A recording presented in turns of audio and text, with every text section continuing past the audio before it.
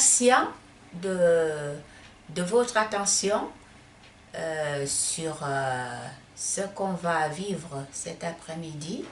Je reviens vers vous pour un sujet qu'on a déjà traité sur le Saint-Esprit. En réalité, je vous ai donné le Saint-Esprit en 4 parties et je ne vous ai pas expliqué ce qui était dit dans chaque partie. Et en réfléchissant, je me suis dit c'est une erreur parce qu'il faut que je revienne vers vous pour vous dire à chaque partie qu'est-ce qui est expliqué. Voilà pourquoi je suis contente de vous retrouver cet après-midi pour justement ces précisions-là. Alors, le Saint-Esprit que j'ai fait en 4 parties, je vais à chaque partie expliquer les grandes lignes ou les sous-titres comme vous voulez. Et selon vous, vous verrez ce qui vous intéresse, ce qui vous parle le plus. Quand vous prenez une partie, vous saurez exactement de quoi on parle dans cette partie-là. Donc, le Saint-Esprit, première partie, excusez-moi. Alors, qu'est-ce qu'on a parlé pour le Saint-Esprit, la première partie? On a parlé, qu'est-ce que c'est que le Saint-Esprit? Parce que c'est vrai, quand on parle, on lit la Bible, on parle du Saint-Esprit, on prie, on fait tout un tas de choses. Il y a pas mal de doctrines qui se passent sur le Saint-Esprit. J'ai lu pas mal de livres et c'est vrai, c'est aussi bien de savoir qu'est-ce que c'est que le Saint-Esprit. Donc, la première partie va nous apprendre qu'est-ce que le Saint-Esprit. Comment recevoir le Saint-Esprit? Qu'est-ce que la foi? Qu'est-ce que la repentance? Pourquoi la foi est si indispensable? Et comment on obtient la foi? En dernier, les 2 façons de recevoir le Saint-Esprit. Qui peut recevoir le Saint-Esprit? Comment faire pour le garder? Vous voyez, toutes ces questions-là, c'est ça qu'on a traité dans la première partie du Saint-Esprit. Maintenant, je vous emmène dans la deuxième partie du Saint-Esprit. Dans la deuxième partie du Saint-Esprit, on a vu la vie spirituelle. C'est vrai que beaucoup de gens ne savent pas ce que c'est qu'une vie spirituelle. Là, dans la deuxième partie, on explique qu'est-ce que c'est et comment qu'il faut l'avoir. Qu'est-ce qu'il faut faire pour l'avoir? Comment créer cette vie spirituelle? Le Saint-Esprit glorifie Jésus et le fait connaître à l'homme. Pourquoi cette multitude de doctrines? Parce que c'est étonnant. Toutes les doctrines qu'on a, on a la même Bible. La même Bible doit nous parler normalement de la même chose ou presque. Mais d'où viennent toutes ces multitudes de doctrines? Vous allez dans plusieurs églises, vous allez voir que chaque église a sa propre doctrine.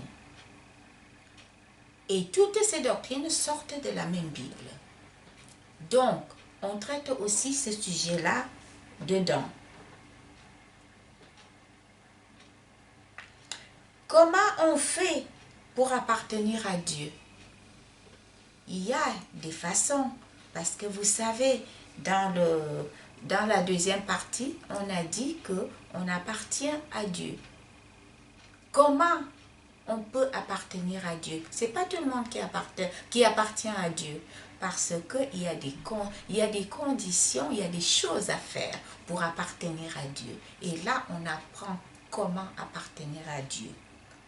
Et nous sommes le temple du Saint-Esprit. Donc, effectivement, c'est beaucoup de choses qui sont là, qui vont nous intéresser. Donc, en effet, Ce que je fais aujourd'hui, c'est un peu comme une table de matière sur toutes les parties. Alors, troisième partie maintenant, ce sont les fonctions du Saint-Esprit qu'on voit dans cette partie. Le Saint-Esprit régénère et sanctifie. Il faut naître de l'Esprit. L'Esprit de Dieu accorde des dons. Le don reçu est pour l'utilité commune. L'Esprit transformera vos corps corruptibles en incorruptibles, vos corps mortels en immortels. L'Esprit dirige l'Église et inspire son témoignage. L'Esprit de Dieu pourvoit à des différents ministères. Le Saint-Esprit nous aide à comprendre les Écritures, à nous comprendre nous-mêmes, à comprendre aussi tout ce qui nous entoure, à comprendre la vie spirituelle, à comprendre qu'est-ce que Dieu attend de nous. Le Saint-Esprit fait tout ça. Le fruit de l'Esprit, le Saint-Esprit nous apprend à connaître le fruit de l'Esprit, à le vivre aussi.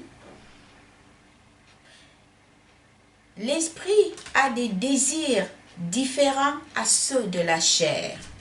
Voilà ce qu'on a parlé dans la troisième partie. Maintenant, dans la quatrième et dernière partie, le Saint-Esprit distribue des dons. Certains hommes de Dieu qui ont reçu des dons, on a essayé de voir ces hommes-là, qu'est-ce qu'ils en ont fait? Comment d'abord? Qu'est-ce qui leur a permis d'avoir ces dons-là? Et qu'est-ce qu'ils en ont fait? Et qu'est-ce que nous, on peut tirer de tout ça? Parce que ça peut nous donner, ça peut nous encourager, nous aussi, à aller dans une direction ou dans une autre. Ou tout simplement à continuer dans ce que nous sommes déjà. Que dit la Bible par rapport à toutes ces doctrines que, au jour d'aujourd'hui, sont enseignées dans des églises? Il faut qu'à chaque doctrine, qu'on examine la Bible et qu'on voit ce que dit la Bible par rapport à cette doctrine-là. C'est très important. Ça nous permettrait de ne pas nous perdre dans des explications ou des interprétations. Alors, en dernier, ce que j'ai voulu mettre en place, c'est que un seul Dieu, un seul esprit. Voilà comment j'ai conclu tout ça.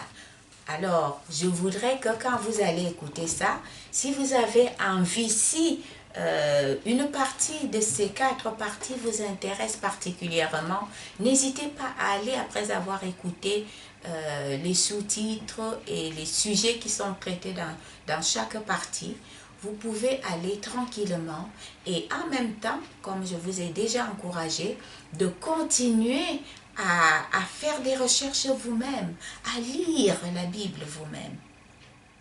Et ce n'est que comme ça qu'on arrivera. Alors je vous remercie infiniment. Merci de l'attention que vous m'aviez prêtée et je vous encourage à faire ce qui est bon devant Dieu. Gloire à Dieu et merci à vous.